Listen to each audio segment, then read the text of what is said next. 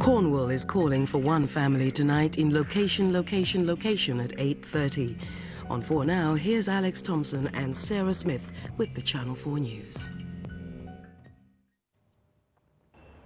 No more monkey business. ITV Digital calls in the administrators as Mr. Murdoch waits in the wings.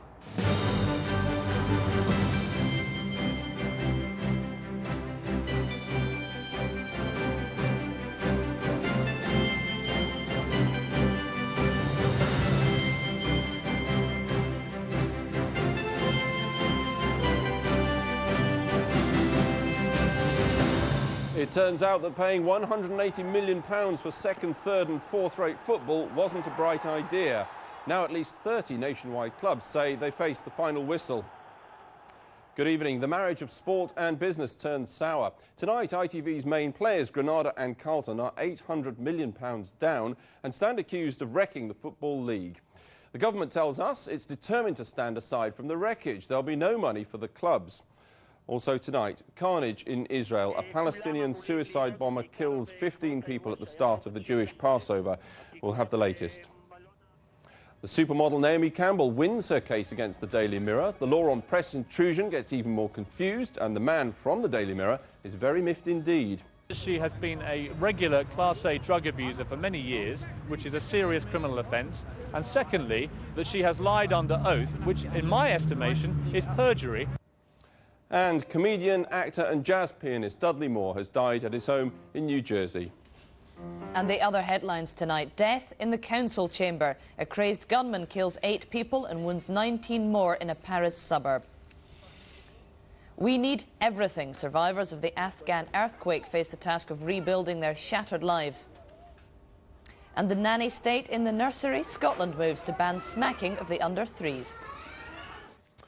Now, the future of ITV Digital, with just over 1.25 million subscribers, may seem like a minority interest, but its outcome could affect the leisure hours of virtually every one of us, quite apart from scything its way through the survival prospects of around a third of the Football League clubs. The collapse of the company would throw into question the government's whole strategy for the switchover from analogue to digital TV broadcasting. So, ITV Digital's move into administration today sent a shiver down the spines of the media and sporting worlds, as Jonathan Rugman reports. Spare a penny for the ITV Digital monkey. He's burned through £800 million in the last 3 years. A quarter of his customers have cancelled, and now the TV celebrity primate can't afford to pay his bills. This box will change the way you watch telly forever. It'll entertain you, make you laugh, make you cry. Well, launched as On Digital 3 years ago, the service provoked both laughter and tears in the city. How could it make money giving away free set-top boxes when the content was so poor that not enough people subscribed? Relaunched last year as ITV Digital by its owners Carlton and Granada, the company eventually resorted to giving a stuffed monkey to each subscriber. We should get on digital. Yeah, you're right, we should get on digital. Except there isn't an on digital. It's now called ITV Digital. The monkey was a huge success. The service wasn't. And today at the High Court, administrators took over. Funding has been provided to enable the business to continue in the short term. Consequently, at this stage, there will be no impact on subscribers and employees. Our role is to continue negotiations with suppliers in an attempt to reduce the cost base of the business. 3 factors have done for ITV Digital's monkey. 1, advertising revenue on ITV fell by 12% last year. 2, ITV couldn't foot the £315 million bill for rights to football games not enough people wanted to see. And 3, it's had to spend £230 per subscriber providing a free set-top box. With ITV Digital losing more than £1 million a day, it's no wonder it couldn't go on in its current form. They never had as many channels as Sky. Their ploy of marketing to people who were light television viewers meant that those were fairly unenthusiastic viewers for multi-channel, and quite often they just cancelled their subscriptions.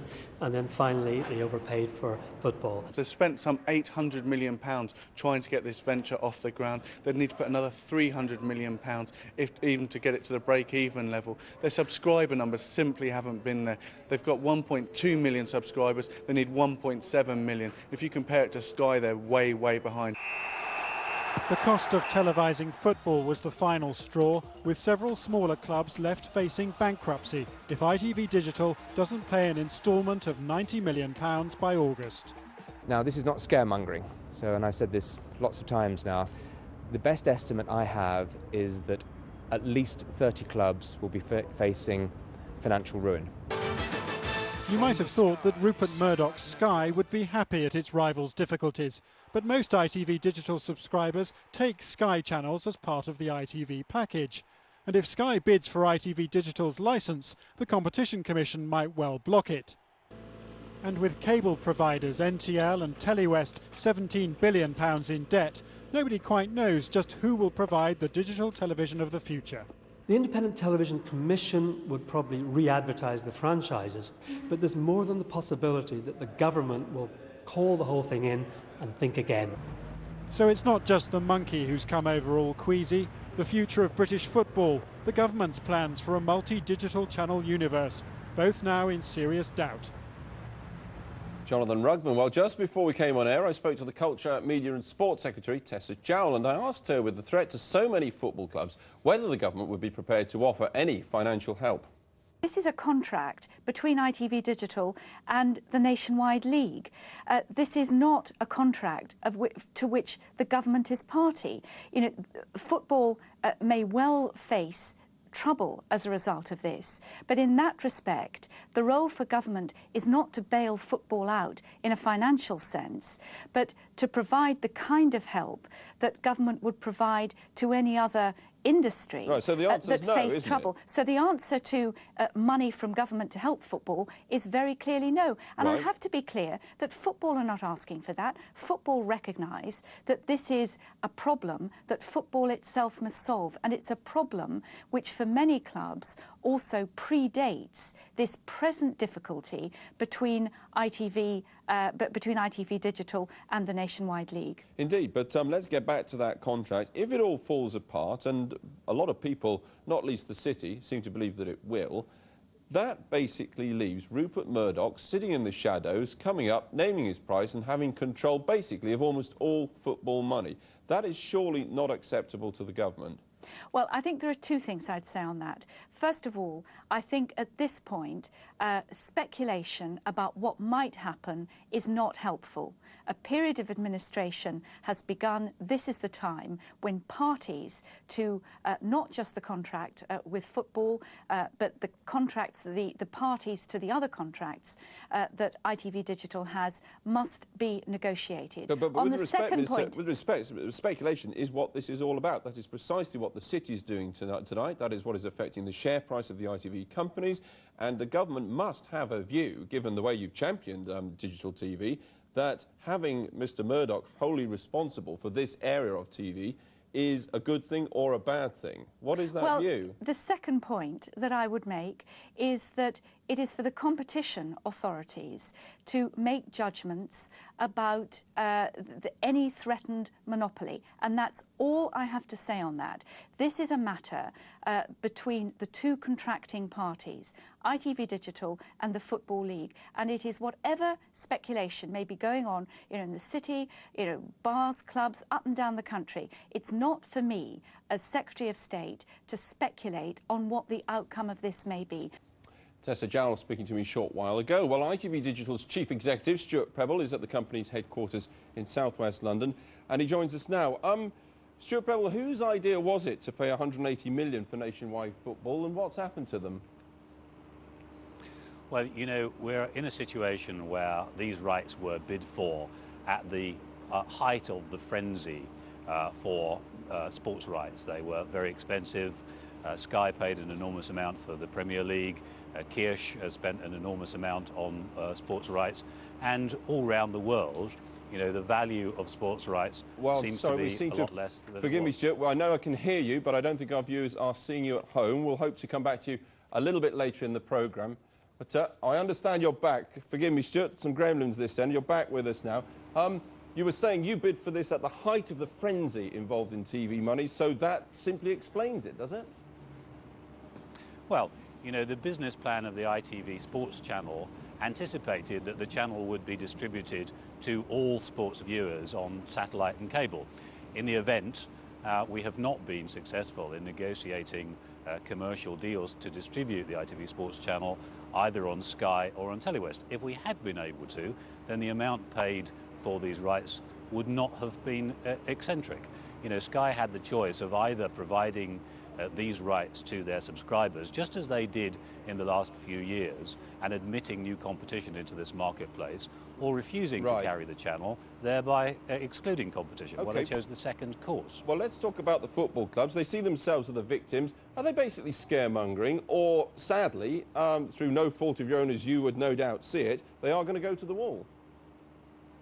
Well, I'm not saying that whose fault this is. It's noteworthy that last year the Football League received £27 million for their rights, and a number of them were in financial trouble. Last year, as part of this contract, they received £136 million for their rights, and a number of them are in trouble. I think Swindon has gone into trouble today, and that's before this problem has arisen. So, you know, it's not all about this. But, you know, we do have a contract with them. We do feel a responsibility to that.